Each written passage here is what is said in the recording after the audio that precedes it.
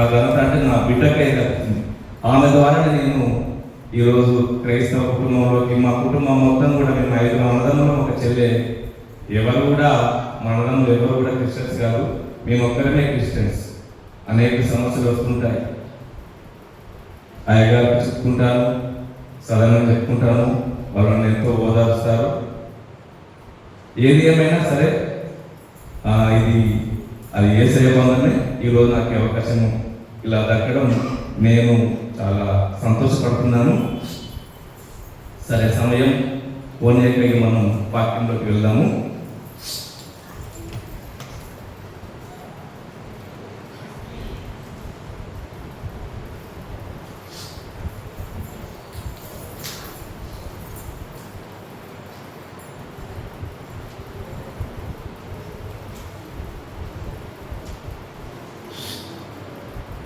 మనం ఈరోజు నేర్చుకోవాల్సినటువంటి అంశం ఏంటంటే సమయం సద్వినియోగపరచుట. ఈ అంశం గురించి మనం కొన్ని విషయాలు నేర్చుకున్నాం. సమయం సద్వినియోగపరచుట. ప్రతి విశ్వాసి ఆత్మలో నిండి ఉండటమే దేవుని యొక్క సంకల్పం. ప్రతి ఒక్క విశ్వాసి ఏదో పేరుకే నమ్ముకున్న తర్వాత అలా ఉండడం కాదు, కానీ ప్రతి ఒక్క విశ్వాసి ఆత్మతో నింపబడి ఉండడమే దేవుని యొక్క సంకల్పం. ముఖ్యంగా ఈరోజు అంటే ఈ శ్రమల దినాలను అందరూ ఆచరిస్తారు. వాస్తవంగా ఎక్కువ సమయం ప్రార్థనలో గడుపుతూ దేవునిలో ఎదగడానికి ఎక్కువగా ఉపయోగపడుతుంది ఈ యొక్క లెంటి డేస్ యొక్క కార్యక్రమం. అయితే దేవుని యొక్క సంకల్పం ఏంటంటే ప్రతి విశ్వాసి ఆత్మతో నింపబడటమే దేవుని యొక్క సంకల్పం. ఇప్పుడు ఎఫెసీయులకు రాసిన పత్రిక 5వ అధ్యాయం 15-16 వచనాలు ఒకసారి మీరు చదువుతారు. ఎఫెసీయులకు రాసిన పత్రిక. ఆ దినములు చెడ్డవి కనుక మీరు సమయమును పోనీయక సద్వినియోగం చేసుకొనుచు అజ్ఞానుల వలె కాక జ్ఞానుల వలె నడుచుకున్నట్లు జాగ్రత్తగా చూసుకున్నది. చాలండి.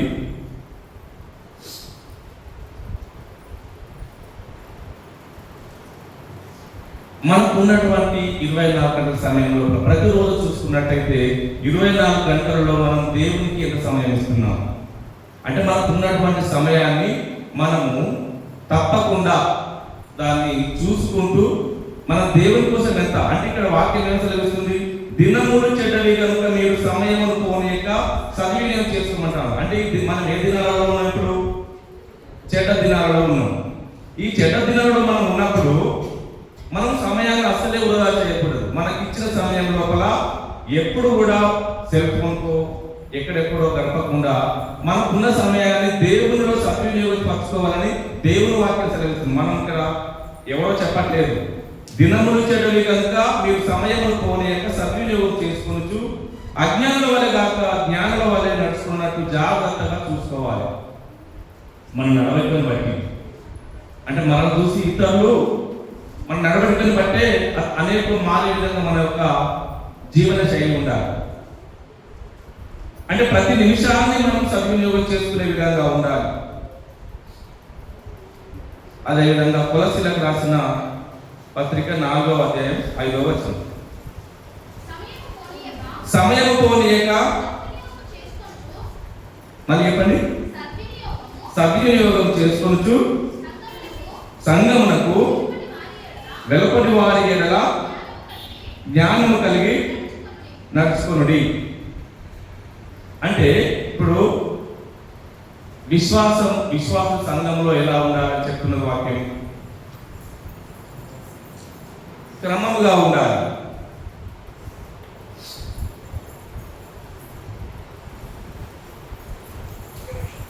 సమయం పోనీయక సద్వినియోగం చేసుకుంటూ సంఘమునకు వెలుపటి వారి ఎడల జ్ఞానము కలిగి నడుచుకోమంటాడు.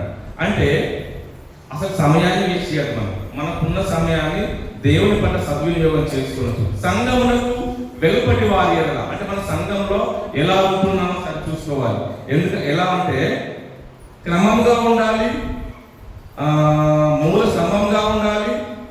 అంటే ఇక్కడ వెలుపటి వారి ఎడల అన్న చూసిలా వెలుపటి వారి ఎడల అంటే దేవుని ఎరుగని ప్రజల ఎడల, దేవుని ఎరుగని ప్రజల ఎడల మనం ఏ విధంగా ఉండాలి? జ్ఞానం కలిగి నడుచుకోవాలంట. అంటే మన యొక్క నడవడికను బట్టి, అంటే దేవుని ఎరుగని ప్రజలు మన నడవడికను బట్టి వాళ్ళు కూడా మారే విధంగా మన నడవడిక ఉండాలని దేవుని వాక్యం సెలవిస్తుంది. తర్వాత ప్రార్థించుటకు సమయం ఉపయోగించాలి. కీర్తన 69:13.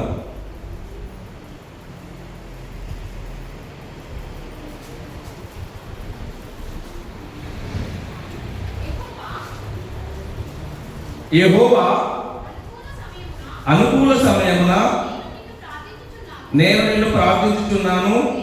దేవా, నీ కృపా బాహుల్యమును బట్టి, నీ రక్షణ సత్యమును బట్టి నాకు ఉత్తరమిమ్ము. చూడండి, ఇక్కడ ప్రార్థించక సమయం ఉపయోగించాలి. మనకు ఎంతో సమయం ఉంటుంది. ఆ సమయం లోపల ప్రార్థించక కొరకు మనం కొంత సమయాన్ని ఉపయోగించాలని దేవుని వాక్యం సెలవిస్తుంది. యెహోవా అనుకూల సమయంలో నేను నీకు ప్రార్థిస్తున్నాను. అంటే మనకు అనుకూల సమయం ఉన్నప్పుడల్లా మనం దేవునికి ప్రార్థన చేయుచున్నాం.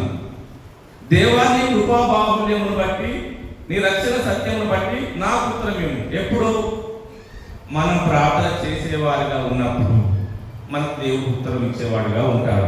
మనం ప్రార్థన చేయకపోతే మనకు ఉత్తరం ఎక్కడి నుంచి వస్తుంది? ఇక్కడ వాక్యం ఏం తెలుస్తుంది? అనుకూల సమయంలో, మనకు ఎప్పుడు అనుకూల సమయం ఉంటే అప్పుడు నేను నిన్ను ప్రార్థించుతున్నాను దేవా, మనం దేవుడిని ప్రార్థించాలి. అప్పుడు ఆయన ఏం చేశాడు? నీ రక్షణ సత్యమును బట్టి నాకు ఉత్తరమేము. దేవా, నేను ప్రార్థించిన ప్రతి సమయం లోపల నాకు ఉత్తరమేము దేవా అని మనం దేవుడు ప్రార్థన చేసుకోవాలి. మనం ఎప్పుడు ప్రార్థన ఎక్కువ చేస్తాం చెప్పండి? రోజు ఒకే రీతిగా చేస్తామా? మన ఇంట్లో పిల్లల పరీక్షలు రాసినప్పుడు ఏ విధంగా చేస్తాం? ఎక్కువ చేస్తాం, ఉపవాసం ఉండి చేస్తాం. అంటే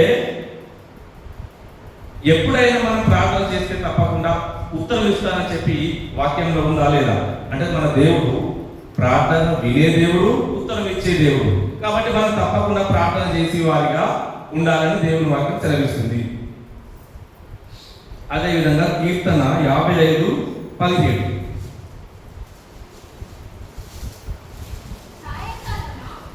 ఒక్క సెకండ్ చదవండి. సాయంకాలమున, ఉదయమున, మధ్యాహ్నమున నేను ధ్యానించుచు మొరపెట్టుకుందును, ఆయన నా ప్రార్థన ఆలకించును. ఏమంటూ వాక్యం సెలవుతుంది? దేవుడు మన ప్రార్థన ఆలకిస్తానని చెప్తున్నాడా, ఆలకించని చెప్తున్నాడా? కొంతమంది నేను ఊరికే ప్రార్థన చేస్తున్నా కానీ నాకు కార్యం జరగలేదు అనుకుంటాం. కానీ మనం విశ్వాసంతో ప్రార్థన చేసినప్పుడు తప్పకుండా, అంటే వాక్యమే సెలవిస్తుంది కదా, మీరు ఎప్పుడు ప్రార్థన చేసినా నేను మీ ప్రార్థన ఆలకించి మీకు జవాబిస్తానని చెప్పి వాక్యమే సెలవిస్తుంది. ఇక్కడ సాయంకాలమున, ఉదయమున, మధ్యాహ్నమున నేను ధ్యానించుతూ మొరపెట్టుకుందును, ఆయన నా ప్రార్థన ఆలకించును. ఆయన ఇక్కడ కీర్తన 55:17 అంటే ఇది దావీదు మహారాజు రాసినటువంటి పత్రిక. అయితే ఇక్కడ దావీదు మహారాజు ఎన్నిసార్లు ప్రార్థన చేస్తుంది? చిత్రణ వాక్యంలో ఉంది. సాయంకాలమున, ఉదయమున, మధ్యాహ్నమున నేను ధ్యానించుచు ప్రార్థన చేస్తున్నా చెప్పి ఎవరిక్కడ? దావీదు. అయితే దావీదు ఒక రాజు. అంత గొప్ప రాజే 3 సార్లు ప్రార్థన చేస్తాడు. రాజు అంటే మన భాష చెప్పాలంటే మన ముఖ్యమంత్రి లాంటి అనుకుందాం. ఎగ్జాంపుల్ అంటే నాకు సరైన కాకపోవచ్చు కానీ మన ముఖ్యమంత్రి లాంటి, అంటే రాజు అంటే మన ముఖ్యమంత్రి స్థాయి లాంటిది కావచ్చు. ఆయన ఎంత బిజీ ఉంటాడు? చాలా బిజీ ఉంటాడు దావీదు మహారాజు.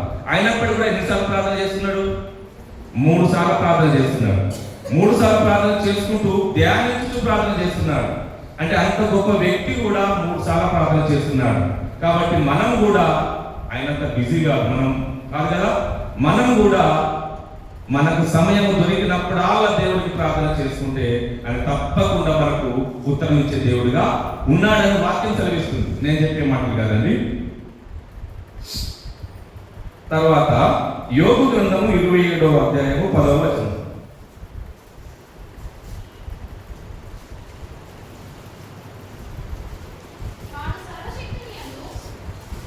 వాడు సర్వశక్తుని యందు ఆనందించిన వాడు అన్ని సమయములలో దేవునికి ప్రార్థన చేయునా. చాలండి, చాలు. అంటే యోబు ఊజు దేశం లోపల చాలా ధనవంతుడు. యోబు ఊజు దేశం లోపల చాలా ధనవంతుడు. ఆయన అరుణోదయ కాలంలో లేచి ప్రతిరోజు ప్రార్థన చేస్తారు. యోబు బాగా డబ్బున్న వ్యక్తి. అరుణోదయ కాలం అంటే వేకువజామున తెల్లవారం ముందుకే ప్రార్థన చేసే వ్యక్తిగా యోబు ఉన్నాడు అని వాక్యం సెలవుస్తుంది. అయితే యోబు ఇంటి చుట్టూ యోబు ప్రార్థన చేసినప్పుడు ఒకనొక సందర్భం లోపల సాతాను వస్తుందంటే సాతాను ఏం చెప్పిందంటే యోబు ఇంటి చుట్టూ నువ్వు ప్రాకారం వేసినావు అని చెప్పిండు. అంటే దాని ఉద్దేశం ఏంటి? యోబు అద్భుతమైన ప్రార్థన, చెప్పలేముగా అంత మంచి ప్రార్థన చేసినప్పుడు ఆ యోబు ఇంటి చుట్టూ నేను ప్రాకారం వేసి ఉన్నావు కదా అని చెప్పి సాతానే పక్కకి వెళ్ళిపోయిన సందర్భం ఉంది. అంటే యోబు ఎంతో గొప్ప ఆయనకు అసలు ఆ దేశంలో బాగా సంపన్నుడు, అంత వ్యక్తి ఉదయం లేచి ప్రార్థన చేస్తున్నాడు. మరి మనం కూడా ఆ దిశలో ఉండాలని దేవుని వాక్యం సెలవిస్తుంది. తర్వాత రెండో అంశం, వాక్యం చదువుటకు సమయం కేటాయించాలి. మనం ప్రతిరోజు వాక్యం చదువుటకు కూడా సమయాన్ని కేటాయించాలి. ఇప్పుడు కీర్తన ఒకటో కీర్తన 2వ వచనం. యెహోవా ధర్మశాస్త్రమునందు ఆనందించుచు దివారాత్రము దాన్ని ధ్యానించువాడు ధన్యుడు. అంటే మనము వాక్యం చదువుటకు అంటే ప్రార్థన చేసుకున్నకు సమయం కేటాయించుకోవాలి. మొదటి అంశం ప్రార్థన చేసుకున్నకు సమయం కేటాయించాలి. తర్వాత రెండో అంశం అంటే వాక్యం చదువుటకు కూడా మనం సమయం కేటాయించాలి. ఇక్కడ మనకు 1వ కీర్తన 2వ వచనంలో ఏం చెప్తున్నారంటే యెహోవా ధర్మశాస్త్రమునందు ఆనందించుతూ దీవారాత్రము దాన్ని ధ్యానించువాడు ధన్యుడు అని వాక్యం సెలవిస్తున్నది. అంటే మనం అందరం బైబిల్ చదివే వ్యక్తిగా ఉండాలి. ఎట్లా? ఏదో మొక్కుబడి కాకుండా ఆనందించుతూ, ఆనందంతో మా ఇంట్లో చదువుతున్నాను కాబట్టి రోజు అర్థం చదవాలని చదువుతాను, ఇట్లా కాదు. ఆనందించుతూ దీవారాత్రంలో దాన్ని ధ్యానించేవాడు ధన్యుడు అని వాక్యం సెలవిస్తుంది. కాబట్టి మనం ధన్యుడిగా ఉండాలంటే ప్రతిరోజు ఆనందంతో మనం వాక్యం చదివేవారిగా ఆ దిశలోకి ఉండాలని దేవుని వాక్యం సెలవిస్తుంది.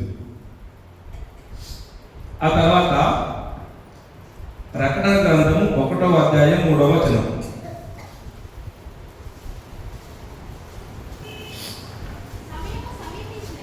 సమయము సమీపించినది కనుక ఈ ప్రవచన వాక్యములు చదువువాడును వాటిని విని ఇందులో రాయబడిన సంగతులను గైకొను వారును ధన్యుడు. ఏమని చెప్తున్నారు? ధన్యుడు అంటారు. వాక్యం చదివిన అందరూ ధన్యులు. కాబట్టి మనం వాక్యం చదివే వారిలో ఉండాలి. అయ్యగారు నాకు 20 minutes సమయం ఇచ్చింది కాబట్టి కొంచెం ఫాస్ట్గా వెళ్తున్నా. తర్వాత యోహాను సువార్త 1:1.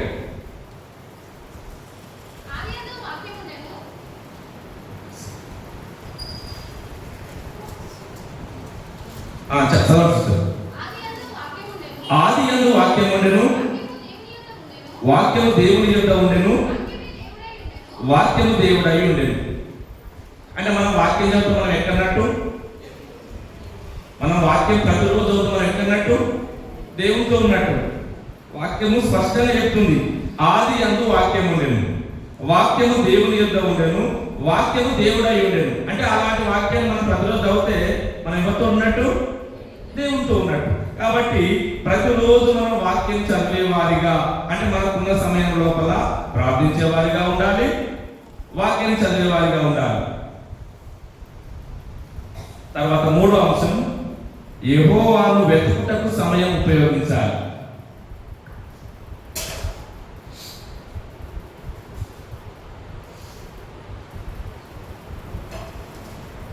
హోషేయ గ్రంథము 10:12. హోషేయ గ్రంథము 10వ అధ్యాయం 12వ వచనం. నీతి ఫలించినట్లు మీరు విత్తనము వేయుడి, ప్రేమయను కోత మీరు కోయుడి, యెహోవాను వెతుకుటకు ఇదే సమయము గనుక ఆయన ప్రత్యక్షమై మీ మీద నీటి వర్షము కురిపించినట్లు ఇదివరకెన్నడూను దున్నని బీడు భూమి దున్నుడి. నీతి ఫలించినట్లు మీరు విత్తనం వేయండి. మనం ఏ విత్తనం వేయాలి? అసలు ఎన్నడూ యేసు ప్రభు అంటే తెలియని వాళ్ళకు మనం సువార్త చెప్పాలి. ఇలా బాగా మరణం ఏమి లేదు. నీతి ఫలించినట్లు మీరు విత్తనం వేయండి, ప్రేమయను కోత కోయండి, యెహోవాను వెతుకుటకు ఇదే సమయం కనుక ఆయన ప్రత్యక్షమై మీ మీద నీతి వర్షం కురిస్తారు. ఎవరైనా దేవుని తెలియని ప్రజలకు ఎవరికైనా మనం కొత్తగా సువార్త చెప్పితే దాని ప్రతిఫలం ఊరికే పోదని దేవుని వాక్యం సెలవిస్తుంది. కాబట్టి మనము ఆ విధంగా సువార్త చెప్పేవారుగా, మనకున్నటువంటి సమయం లోపల అంటే దేవుని వెతికేవారిగా ఉండాలి. దేవుని గురించి వాక్యం చెప్పేవారిగా, దేవుని గురించి సువార్త చెప్పేవారిగా మనం ఉండాలి. దేవుడు మనం వెతికితే దేవుడు మనకు ప్రత్యక్షమవుతాడు. మనం వెతకపోతే ఏదన్నా పోయినప్పుడు వస్తువు దాన్ని వెతికితే దొరుకుతుందా? మన దగ్గర మనం ఉంటే దొరుకుతుందా? మనం వెతికి దొరుకుతుంది. కాబట్టి మనం దేవుని వెతికే వారిగా ఉండాలి. అప్పుడు ఆయన మనకు ప్రత్యక్షమై మన యొక్క వాంఛనని తీర్చేవాడిగా దేవుడు ఉంటాడు. తర్వాత యెషయా గ్రంథము 55:6.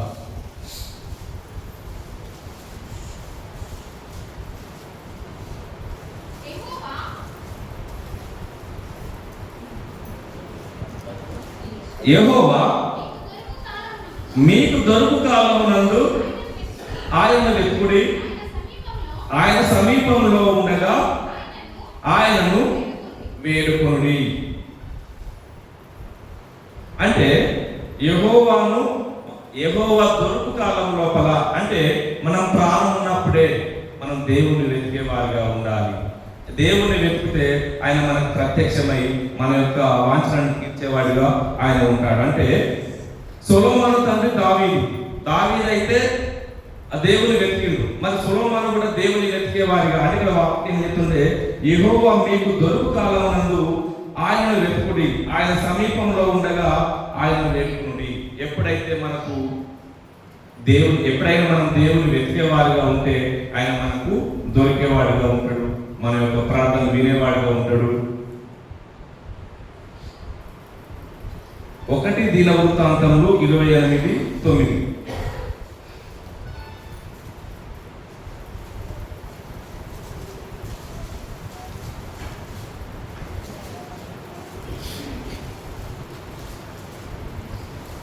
దినవృత్తాంతములు 28వ అధ్యాయం. సొలొమోనా, నా కుమారుడా, నీ తండ్రి యొక్క దేవుడైన యెహోవా అందరి హృదయములను పరిశోధించువాడును, ఆలోచనలన్నిటినీ సంకల్పములన్నిటినీ ఎరిగిన వాడునై ఉన్నాడు.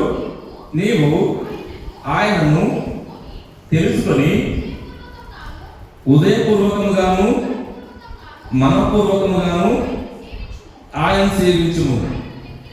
ఆయన వెతికిన యెడల ఆయన నీకు ప్రత్యక్షమగును. నీవు ఆయనను విసర్జించిన యెడల ఆయన నిన్ను నిత్యముగా త్రోసివేయును. చూడండి, దేవుని వెతికితే ఆయన మనకు ప్రత్యక్షమవుతాడు. ఎప్పుడైతే మనం దేవుణ్ణి విసర్జించే వారిగా ఉంటామో ఆయన మన దర్దాపులోకి రానియని దేవుని వాక్యం సెలవిస్తుంది. విసర్జన నిన్ను నిత్యముగా త్రోసివేస్తాడని చెప్తున్నాడు. కాబట్టి మనం ఏ విధంగా ఉండాలి? దేవుని వెతికే వారిగా ఉండాలి. మనకున్న సమయం లోపల ప్రార్థించేవారుగా, తర్వాత వాక్యం చదువుకునేవారిగా, తర్వాత యెహోవాను వెతికే వారిగా మనం ఉండాలని దేవుని వాక్యం సెలవిస్తుంది. 4వ అంశం, రక్షణ పొందుటకు సమయం ఉపయోగించాలి. 2 కొరింథీ 6:2-3.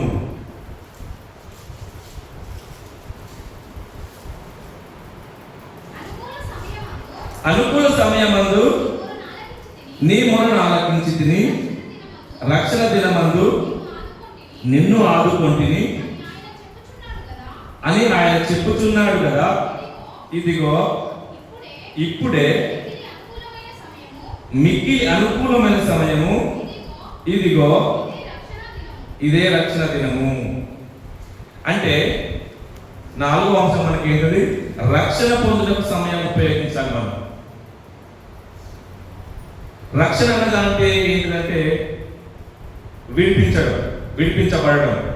రక్షణ అనగా పాపం నుండి రక్షించబడుట, సురక్షితంగా ఉండడం రక్షణ అనగా. అంటే దేవుని వాక్యం మనకి ఏమని సెలవిస్తుంది? అనుకూల సమయమందు నీ మొరను ఆలకించితిని, రక్షణ దినమందు నిన్ను ఆదుకొంటిని. ఎప్పుడు? మనము ఆయనను వెతికేవారిగా ఉన్నప్పుడు. అనుకూల సమయమందు నీ మొరను ఆలకించింది. దేవుడు ఏమన్నాడు? నీ మొర నేను ఆలకించితిని, రక్షణ దినమందు నిన్ను ఆదుకొంటిని అని ఆయన చెప్తున్నాడు కదా. ఇదిగో ఇప్పుడే మీకు అనుకూలమైన సమయము, ఇదిగో ఇదే రక్షణ దినము.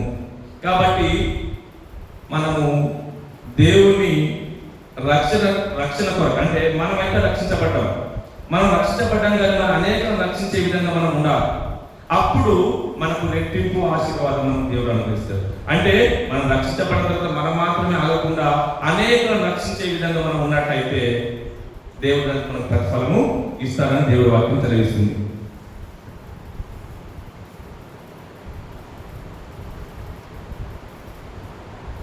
ఐదవ అంశము, దేవుని పనికి ప్రయాసపడుటకు సమయం ఉపయోగించాలి.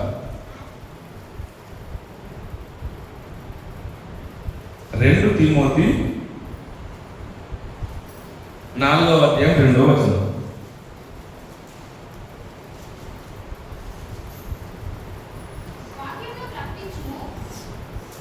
వాక్యము ప్రకటించుము, సమయమందును అసమయమందును ప్రయాసపడును, సంపూర్ణమైన దీర్ఘశాంతముతో ఉపదేశించుచు, ఖండించుచు, గద్దించుచు బుద్ధి చెప్పుము.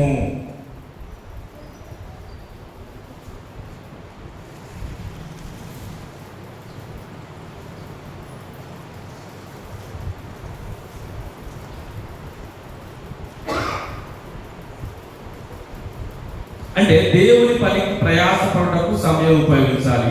ఒక మనిషిగా మన వ్యక్తిగత జీవితంలో అనేక పనులు ఉంటాయి మనకు, కానీ దేవుని పని కొరకు మనం పనిచేయవారిగా, ప్రయాసపడి పనిచేయవారిగా మనం దేవుని కోసం కొంత సమయాన్ని కేటాయించాలి.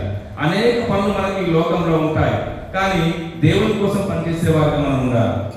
వాక్యమును ప్రకటించాలి, సమయమందును అసమయమందును. అంటే నిర్దిష్టమైన ప్రణాళిక అంటూ లేదు. నీకు ఎప్పుడు వీలైతే అప్పుడు నువ్వేం చేయాలంట? వాక్యమును ప్రకటించాలంట. మనం వాక్యమును ప్రకటించే వారిగా ఉండాలి. దీనికి సమయం అంటూ ఇప్పుడు బాగా అలసిపోయినా నేను చెప్పలేను, రాత్రి 5 నేను చెప్పలేను అంటే సమయమందును అసమయమందును అని దేవుని వాక్యంలో ఉంది. నీకు ఎప్పుడు వీలైతే అప్పుడు నువ్వు దేవుని వాక్యమును ప్రకటించే వారిగా ఉండాలి. ఎలా ఉన్నారంటే సంపూర్ణమైన, అక్కడే ఉంది, సంపూర్ణమైన దీర్ఘశాంతంతో ఉపదేశించు చెప్పాలి. అంటే ఏదో మొక్కుబడిగా వాక్యం, మా అయ్యగారు అప్పుడప్పుడు మనం వాక్యం చెప్పాలయ్యా, అనేకలను రక్షించాలన్నప్పుడు మొక్కుబడిగా కాకుండా దీర్ఘశాంతంతో నువ్వు వాక్యాన్ని ప్రకటించమని వాక్యంలో ఉంది. కాబట్టి మనం ఓపికతోటి మనం అనేకులకు వాక్యాన్ని చెప్పినట్టయితే వారు విని వారు కూడా రక్షణలోకి వస్తారు. కాబట్టి ఆ దిశగా మనము వాక్యం ప్రకటించే వారిగా మనం ఉండాలని దేవుని వాక్యం చదివిస్తుంది. తర్వాత 2 కొరింథీ 11:27.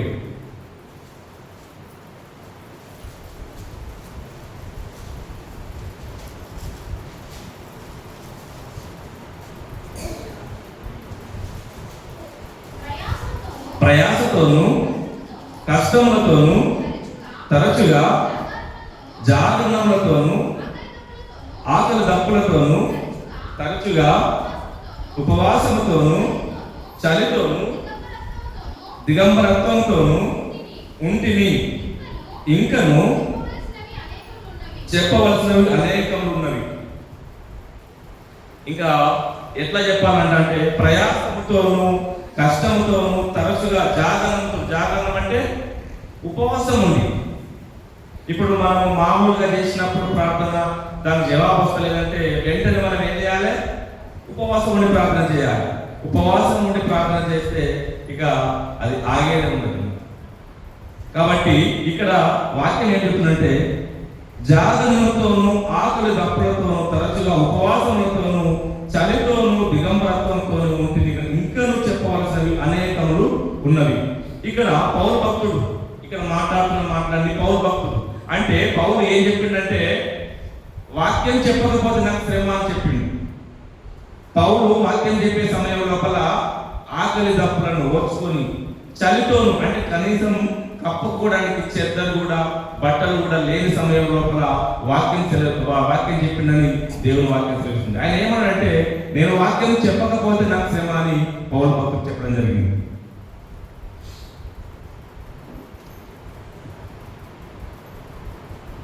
తర్వాత 6వ అంశము ఒకరికొకరు బుద్ధి చెప్పుకొనుటకు సమయం ఉపయోగించాలి. 2 సమూయేలు 12వ అధ్యాయము 7వ వచనం నుంచి 10వ వచనం వరకు. నాతాను దావీదును చూచి ఆ మనుషుడకు నీవే ఇశ్రాయేలీయుల దేవుడైన యెహోవా సెలవిచ్చినదేమనగా ఇశ్రాయేలీయుల మీద నేను నిన్ను రాజుగా పట్టాభిషేకం చేసి సౌలు చేతిలో నుండి నిన్ను విడిపించి నీ యజమానుని నగరిని నీకు అనుగ్రహించి నీ యజమానుని స్త్రీలను నీకు అవుట చేర్చి ఇశ్రాయేలు వారిని యూదా వారిని నీకు అప్పగించింది. ఇది చాలదని నీవు అనుకున్న ఎడల నేను మరీ ఎక్కువగా నీకిచ్చియుందును. నీవు యెహోవా మాటను తృణీకరించి ఆయన దృష్టికి చెడుతనము చేసివేమి హిత్తీయుడగు ఉరియాను కత్తి చేత చంపించి అతని భార్యను నీకు భార్య అయినట్లుగా నీవు పట్టుకొని ఉన్నావు. అమ్మోనీయుల చేత నీవు అతన్ని చంపించితివి కదా. నీవు నన్ను లక్ష్యము చేయక హిత్తీయుడగు ఉరియా భార్యను నీకు భార్య అయినట్లు తీసుకున్నందున నీ ఇంటి వారికి సదాకాలము యుద్ధము కలుగును. చూడండి, ఒకరికొకరు బుద్ధి చెప్పుకుంటా 6వ అంశము.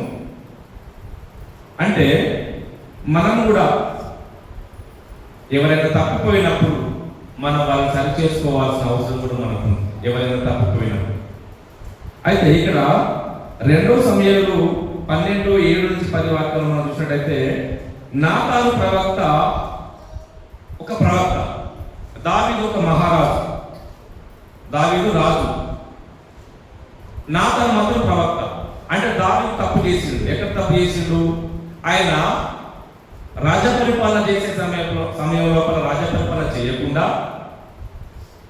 ఉరియా భార్యను ఆయన ఆమె మీద కన్నులేసి ఆమె భర్తను చంపించి ఆ తప్పు చేయడం వల్ల ఒక నాతాను ప్రవక్త ఆయన రాజు కదా, నేను పోయి చేసినది ఏంటయ్యా అంటే ఏమనుకుంటాడు అని చెప్పి ఆగలేదు. నాతాను ఒక ప్రవక్త, దావీదు మహారాజు ఒక రాజు.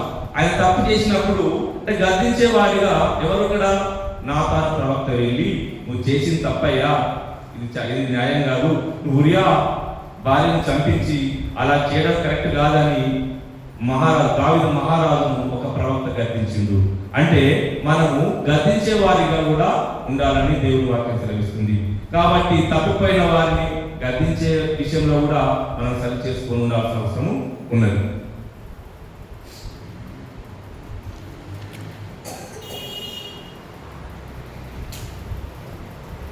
చివరిగా దేవుని రాకడకై సిద్ధపరచుటకు సమయం ఉపయోగించాలి. దేవుని రాకడకై సిద్ధపరచుటకు మనం సమయం ఉపయోగించాలి. మత్తయి 24వ అధ్యాయము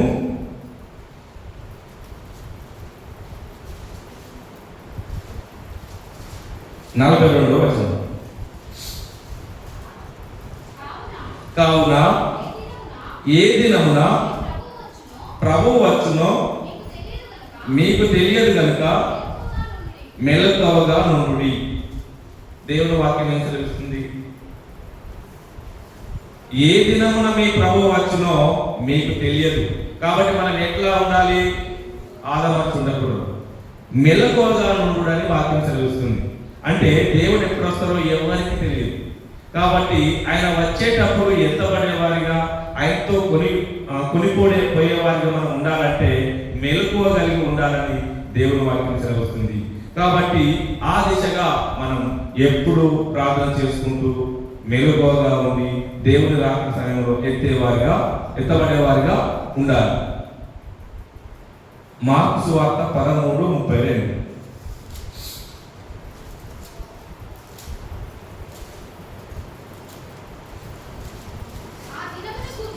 ఆ దినమును గూర్చి ఆ గడియను గూర్చి తండ్రి తప్ప ఏ మనుష్యుడైనను, పరలోకమందలి దూతలైనను, కుమారుడైనను ఎరుగరు. చూడండి, అంటే యేసు ప్రభు ఎప్పుడు వస్తాడో ఎవరికి తెలియదని దేవుని వాక్యం తెలుస్తుంది. ఆ దినమును గూర్చి ఆ గడియను గూర్చి తండ్రి తప్ప మరి ఎవరు తెలుస్తుంది? తండ్రికి తప్ప ఎవరికి తెలియదు. అంటే పరలోకంలో ఉన్న దూతలు కూడా ఈ విషయం తెలియదు, తండ్రికి తప్ప ఎవరికి తెలియదు. అంటే దేవుడు వచ్చే సమయం ఎప్పుడో మనకు తెలియదు కనుక మనము మెలకువగానికి ప్రార్థన చేసుకుంటూ ఆయన పట్ల మనము మెలకువగా ప్రార్థన చేసినట్టయితే మనం ఆయనతో కొనిపోయేవారుగా ఉంటాము.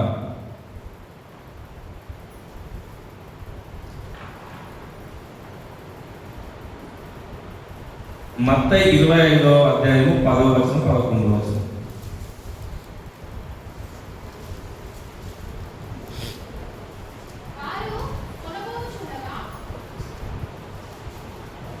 వారు కొనబోచుండగా పెళ్లి కుమారుడు వచ్చెను. అప్పుడు సిద్ధపడి ఉన్నవారు అతనితో కూడా పెళ్లి విందుకు లోపలికి పోయింది. అంతకు తలుపు వేయబడెను. ఆ తర్వాత తక్కిన కన్యకులు వచ్చి, అయ్యా అయ్యా మాకు తలుపు తీయమని అడగగా. చాలండి. అంటే చూడండి, ఇక్కడ దేవుడు వచ్చే సమయంలో 10 మంది కన్యకులు సిద్ధపడి ఉన్నారు. కానీ బుద్ధిగల కన్యకులు 5, బుద్ధి లేని కన్యకులు 5 ఉండే. అంటే ఆయన వచ్చే సమయాన్ని వాళ్ళు ఆయనతో ఉన్నవారే, ఆయనతో సహవాసంలో ఉన్నవారే, దైవిక జీవితం గడిపిన వారే, కానీ సిద్ధపాటు లేనందున ఒక 5 మాత్రమే దేవుని దగ్గరికి వెళ్ళడం జరిగింది. ఈ 5కి నూనె లేనందున వారు వెళ్ళి వచ్చేసరికి వారు వచ్చి తలుపు తీయమని అడిగినప్పుడు దేవుడు ఏమంటున్నాడు అక్కడ? అంత తలుపు వేయబడను. ఆ తర్వాత తక్కిన కన్యకులు వచ్చి, అయ్యా అయ్యా మాకు తలుపు తీయమని అడగగా అతను, మేము నేను ఎరుగలను, మీతో నిశ్చయంగా చెప్తున్నాను. అంటే మీరెవరో నాకు తెలియదు అన్నాడు. అంటే వాళ్ళు క్రైస్తవులు కాదా? క్రైస్తవులే.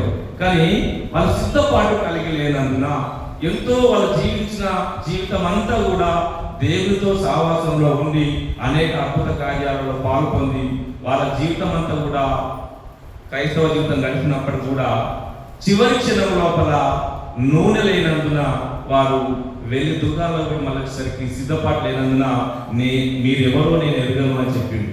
అంటే మనం సిద్ధపాటు కలిగి ఉంటేనే మన క్రైస్తవ జీవితం అంతా కూడా మనం సిద్ధపాటు కలిగి ఉంటేనే మనం పరలోక రాజ్య వారసులుగా ఎంచబడతాము. ఈ అవకాశం నాకు ఇచ్చిన మీ అందరికీ ప్రత్యేకమైన ధన్యవాదాలు తెలియజేస్తూ నా చిన్న మాటలను ముగిస్తున్నాను.